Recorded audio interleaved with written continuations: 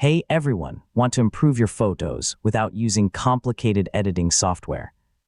Canva includes a powerful set of photo editing tools that let you crop images, adjust colors, apply filters, remove backgrounds, and much more. In this full guide, I'll show you exactly how to edit photos in Canva step by step. So let's get started. First, sign in to your Canva account and open an existing design or create a new one. If your photo isn't already in the project, upload it using the Uploads panel and place it on the canvas. Next, click on the photo you want to edit. Once it's selected, you'll see additional editing options appear in the toolbar above the canvas. Now click Edit Photo to open Canva's editing panel. Here you'll find tools for filters, adjustments, effects, cropping, background removal if supported by your plan, and other editing features. Yeah, everything is organized in one place for easy access. Use the adjustment tools to change brightness, contrast, saturation, warmth, highlights, shadows, or sharpness.